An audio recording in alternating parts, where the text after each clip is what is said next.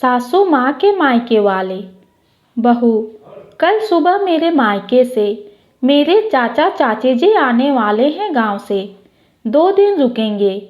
वो लोग अपने बेटे के लिए लड़की देखने आ रहे हैं, इसलिए उनका कमरा और घर को अच्छे से सजाकर रखना। चाय पीती हुई मेरी सासू माँ सरला जी ने मुझसे जब ये बात बताई, तब उनकी आवाज़ में आज अलग ही खनक और चेहरे पर खुशी के साथ मन में उनके स्वागत का उत्साह देखते बन रहा था। तब वहीं पास बैठे मेरे ससुर जी, जो चाय पीने में माँ जी का साथ निभा रहे थे, धीरे से सासू माँ की चुटकी लेते हुए मुझसे कहा, देखो बहू, कोई कमी ना रह जाए स्वागत में, इसलिए एक एक चीज और काम को ध्यान से रखना और करना, वरना तुम्हारी खैर नहीं। क्यों श्रीमती जी, हद करते हैं आप भी। हर बात में मजाक सूझता है आपको। मुझे अच्छे से पता है आप मेरे चाचा को पसंद नहीं करते। साड़ी का पल्लू घुमाकर माँ जी ने पापा जी से मुंह फेरकर दोनों हाथ मोड़ लिए और दूसरी तरफ देखने लगी। अरे भाग्यवान, मैं तुम्हारे चाचा से नहीं, उनकी हरकतों से नफरत करता हूँ। बाकी तो कोई बात नहीं, आपकी खुशी में ही हमारी खुशी है। अच्छा चलता हूँ, तुम सारा इंतजाम देख लेना। कुछ बाजार से चाहिए तो बता देना, लेता आऊँगा। इतना सुनते ही माँ जी खुशी से उछल पड़ी। उन्होंने तुरंत मुझसे कहा, बहू जरा एक पेपर पेन लेकर आना, सामान की लिस्ट बनानी है। व्हाट्सएप के ज़माने में वो आज भी कागज़ पेन के इस्तेमाल को अहमियत देती है, क्योंकि डिजिटल दुनिया उनकी नज़रों में ख़राब है। खैर, मैं बैठ गई उनके पास कागज़ पेन लेकर। उन्होंने काजू के नमकीन, ड्राई फ्रूट्स, रसमलाई समेत ढेरों फल मिठाइयों की लिस्ट बना दी। अगले दिन सुबह सुबह ही उठकर कमरे की साफ सफाई में हम सब, यानी माँ जी, मैं और बाई, तीनों लग गए। लाख मना करने पर भी वो नहीं मान रही थी। मैंने कहा, माँ जी मैं कर लूँगी, आप बैठ जाइए, वरना घुटनों का दर्द बढ़ जाएगा। लेकिन मेरी सुने कौन। अतः मैंने ही खामोशी का चादर ओढ़ लिया और मिले दिशा निर्देश अनुसार काम पर लग गई। माँ जी ने घर का कोना कोना सजाते हुए कहा, बहू तुम जानती नहीं, ये सब मैं तुम्हारे लिए कर रही हूँ, ताकि चाचा चाची गांव जाकर तुम्हारी तारीफ करे। फूलदान में फूल लगाती मैं उनकी बातें सुनकर आश्चर्यचकित हो उनको देखने लगी कि ये सूरज पश्चिम से कब निकला। माँ जी और मेरी तारीफ, बढ़िया जुमला है ये तो। जो इंसान मेरे ही मायके के रिश्तेदारों से मेरी शिकायत करती है, उसे कब से मेरी तारीफ की चिंता होने लगी।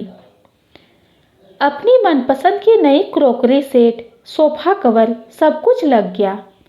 अगले दिन सुबह सुबह ही माँ जी ने नाश्ते से लेकर रात के खाने तक का मेनू बता दिया। लेकिन दही बड़े और गुलाब जामुन उन्होंने खुद ही बनाए। इन सब के बीच में ससुर जी माँ जी की चुटकी लेते रहते। अगले दिन सुबह 9 बजे मेहमानों का आगमन हुआ। दरवाज़ा खोला तो देखा सामने माँ जी के चाचा चाची के साथ साथ उनकी बुआ भी आई थी। अब यहाँ से सिलसिला शुरू हुआ मेहमानों के आवभगत का। मैं पहले शरबत और पानी लेकर गई, सबके पांव छुए, सभी ने आशीर्वाद भी दिए। तभी सासू माँ ने रसोई में जाने का इशारा किया। खैर, हमें कौन सा उनके बीच बैठने का शौक था, लेकिन मेरे पीछे मुड़कर अंदर जाते ही मैंने चाची जी को माँ जी से कहते सुना, अरे बिटिया, ये दुल्हनिया तो सांवली है और कद भी छोटा है। शादी में तो गोरी और लंबी दिख रही थी। तब तक बुआ जी ने कहा, अरे ये सब तो मेकअप का और हाई हील्स चप्पलों का कमाल था भौजी, जो हमारे ज़माने में नहीं था, इसलिए तो धोखा हो जाता है। देखो हमारा लल्ला कैसे ठगा गया। चाची जी, अब तुम तो जानत हो जीजी, हमको तो ये मेकअप और हाई हील्स के बारे में ज़्यादा कुछ नहीं पता, इसलिए बिटिया तुम्हारी बुआ को भी साथ ले आए कि लड़की को अच्छे से जांच परख ले। इतना सुनते सासू माँ मेरे तरफ देखने लगी। उनको पता तो चल गया था कि मैंने सब सुन लिया, लेकिन कहे भी क्या, चुप ही रही। इतने देर में खैनी रगड़कर चाचा जी पूरे घर में फेंक चुके थे। उनके गैस की तरह तरह ध्वनि से पूरा कमरा गुंजायमान था। बीच बीच में हूँ हाँ कहते हुए कहते, आज तो बहुत गैस बनी है, कह देते। शाम तक बाथरूम की हालत सरकारी शौचालय की तरह हो गई। चाची जी ने खांसी के बलगम और बुआ जी ने नाक के सब बाथरूम के बेसिन में पड़ा घर में उन लोगों की मौजूदगी की गवाही दे रहा था। पाउडर से लेकर लिपस्टिक तक सब कुछ उन लोगों ने मेरे पास से इस्तेमाल किए। खाने से लेकर सजावट तक हर चीज में चाची जी और बुआ जी ने कमियां निकाल दी थी। इतने में सबकी बातें सुनते सुनते बीच में ससुर जी बोले, आप सबकी बातें सुनकर आज पता चला कि हमारी सरला जी इतनी अच्छी आलोचना कैसे कर लेती है। इसलिए इनको आज तक मुझ में कमियां ही दिखी। मेरे दिल की खूबसूरती तो इनसे छुपी रह गई, कहकर ठहाकों से हंस पड़े। माँ जी ससुर जी को चुप कराने के लिए अपनी बड़ी बड़ी आंखें घूर घूर कर दिखाती रही। ससुर जी की बात को टालते हुए सासू माँ ने कहा, छोड़ो बुआ इन बातों को, ये बताओ दही बड़े और गुलाब जामुन कैसे बने थे, उनके बारे में तो आपने बताया ही नहीं। अब बारी आई माँ जी के दही बड़े और गुलाब जामुन की। उसकी तो ऐसी बेइज्जती की सबने मिलकर कि सासू माँ की आंखों में आंसू ही भर गए।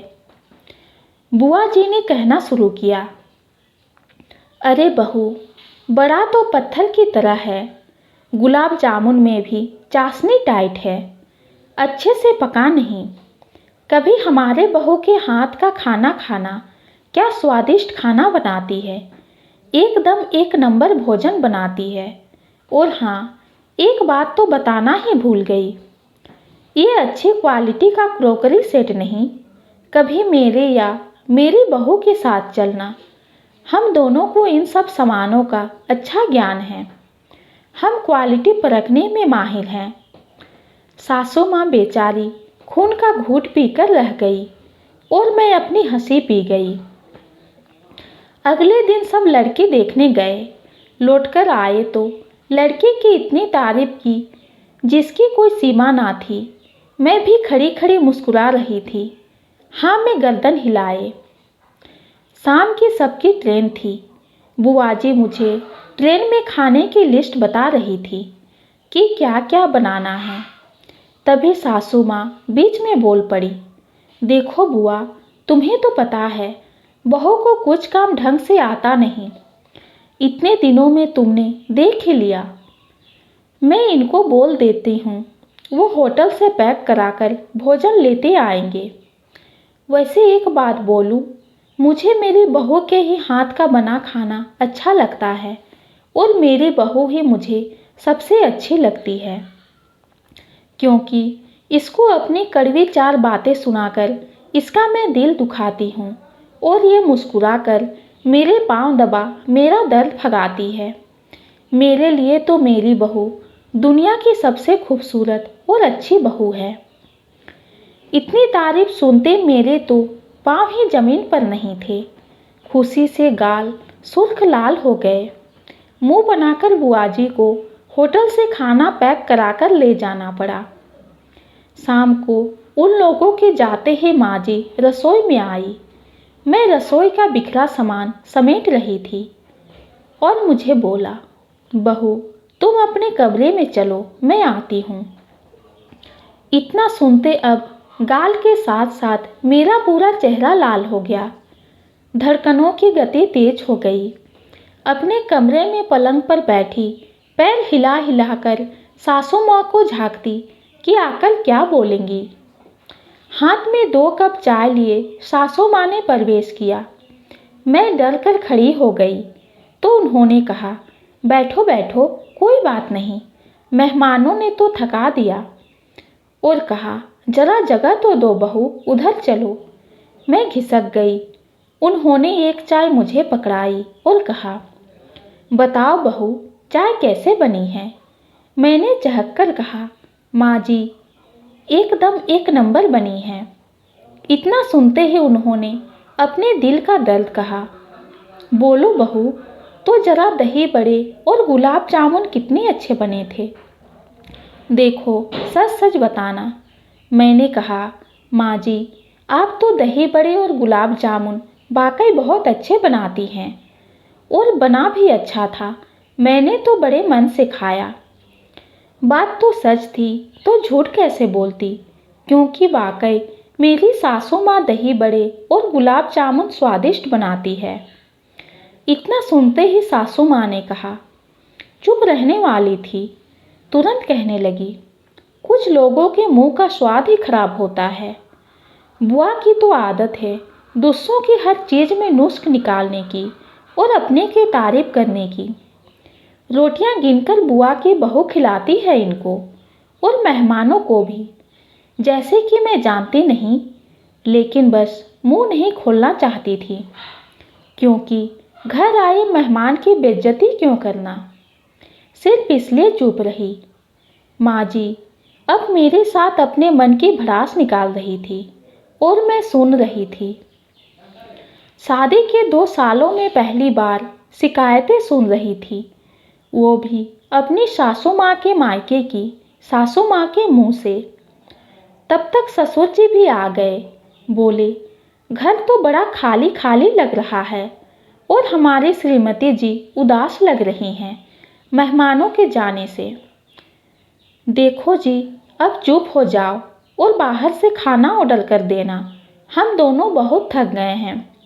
लल्ला भी 2 दिन बाद ऑफिस का काम खत्म कर घर आ रहा है।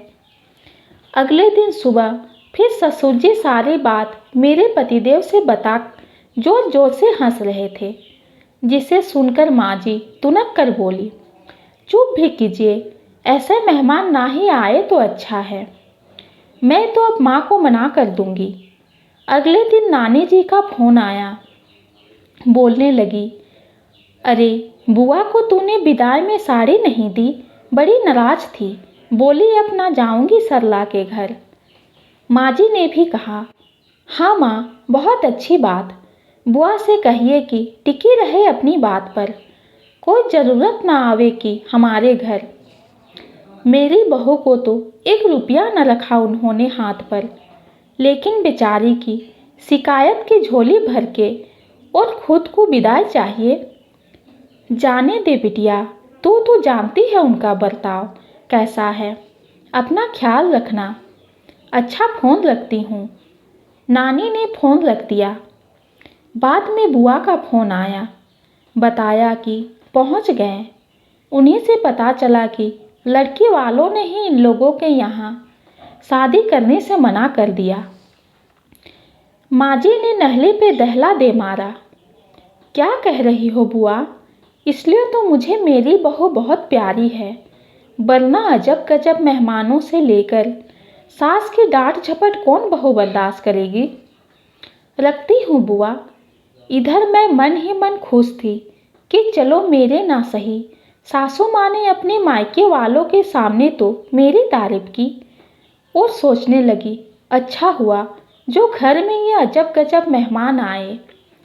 ये कहानी आपको कैसी लगी कमेंट में ज़रूर बताइए। कहानी पसंद आती है तो चैनल को लाइक और सब्सक्राइब कीजिए। कहानी सुनने के लिए आपका बहुत बहुत धन्यवाद।